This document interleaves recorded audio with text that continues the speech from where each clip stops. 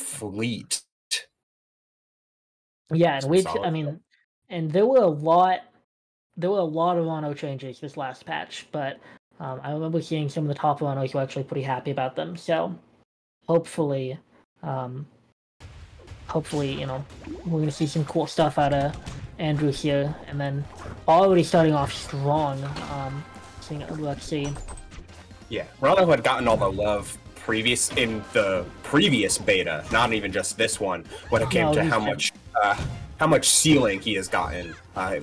He's always been good, but then his ceiling got really high in the last beta, and then they reduced that a little bit in this beta but with the benefit of now certain things are a lot more consistent. Up air more consistent, neutral special having some more recovery makes it so that like certain needle setups are a little bit more consistent, down tilt knockback becoming a little bit more homogenous, a little bit like it's all about consistency when it comes to Ranno's new setup, which is always going to make any combo game character a lot happier because you know what's going to happen.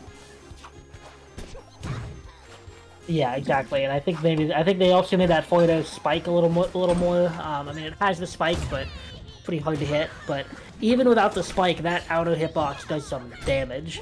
So really good kill confirm there by Androos to take that first stock.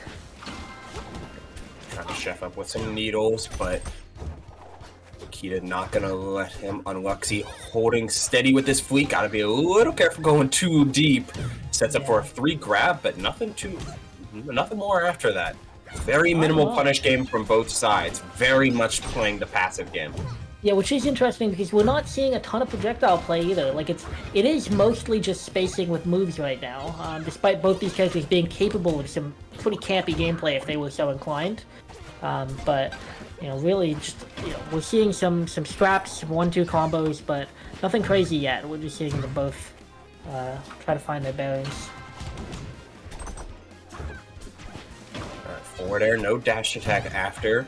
I love that float mix-up, trying to play the platform as much as possible. Seeing Unluxy set up for a lot more like dash attack sort of follow-ups. Wants to catch landings with way more of just the up-close game sour spot of up air, and then the forward air to chase. Everything's all about coverage. Oh, we're not going to find the finisher.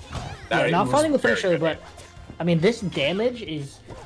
not that long ago, they were down 60 or so damage, and now they're up a stock, so great stuff there to pull this back. And air dodging out of down for forward air, this is a chance here for Fleet to really start building this lead. Getting a snack along the way, too. Has the empowered bow, looks for down air, looks for back air as well, but the jabs, it does set up the wind chime, pops, but no back air. But no combo after. But still though, 2 charges for Fleet, you can empower those arrows anytime you feel like it. Using it as a turnaround mechanism as well. Very, very selective about when they're empowering their arrows to begin with.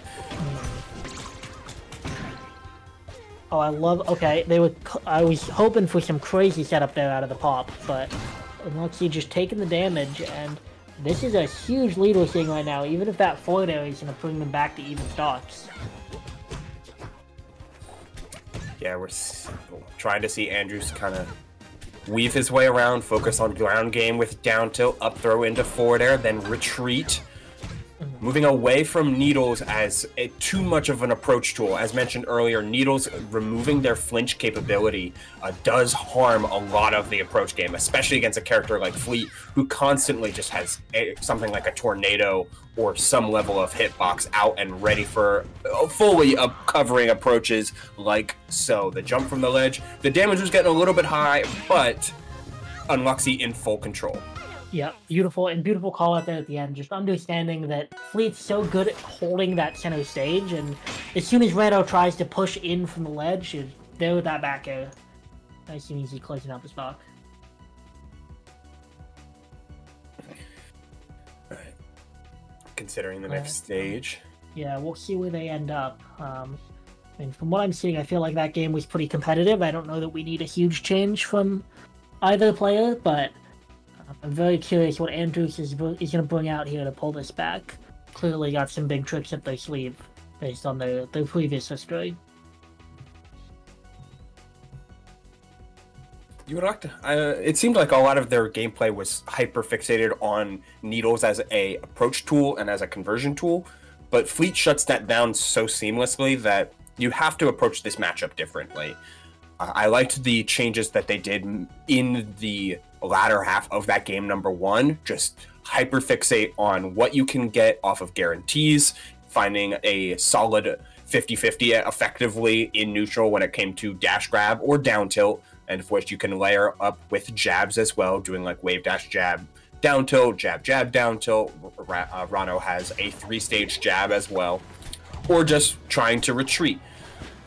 Playing the ground is so imperative when you know your opponent has A, large disjoints and projectiles, and B, a penchant to stick towards the air.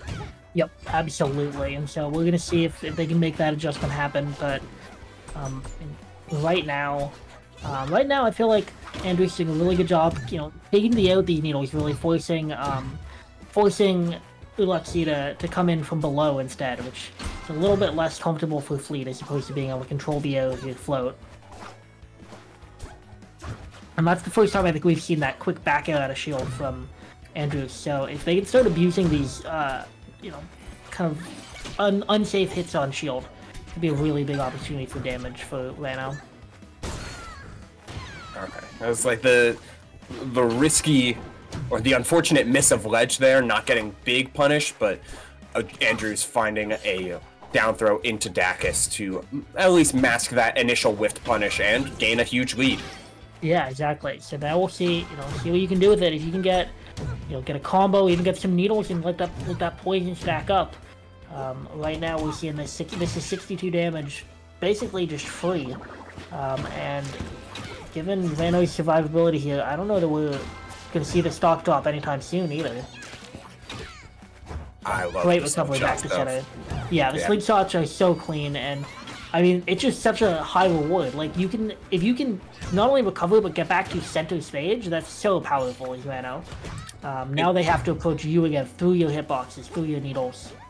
Plus, it creates a disadvantage 50-50 that your opponent just has to guess, because you could also just tongue to ledge and grab ledge. And like, how much are you willing to cover center stage and hold stage position, but give up that pressure is it's a damned if you do, damned if you don't type of decision making that your opponent never wants to be in while they're playing advantage. Of course, we see Unluxy get it right there, anticipating the slingshot, almost finding a potential stock taking conversion, but the up air is not going to get anything more with that trade. Oh, nice. Yep, just keep it simple. Takes the stock there. So let's see. Great job there from Androos on avoiding the invulnerability for extra, not getting reversal through extra damage here. But we're gonna see. I mean, 100 damage is starting to get to the point where some of Fleet's strongest aerials are gonna start killing outright. So you need to be really careful of these strong attacks, obviously, and even back air pretty soon. Oh, there it is. Beautiful snipe. Up strong going all the way to the top blast zone and handing Unluxy a pretty big lead in this game too. First time we've seen Unluxy do that as well. There was a couple moments in game 1 where an up air wasn't guaranteed, but they wanted to play the juggle anyway. That's the first time we're seeing that much larger of a commitment at the cost of positioning, which just seems to be the name of the game in the latter half of this game number 2.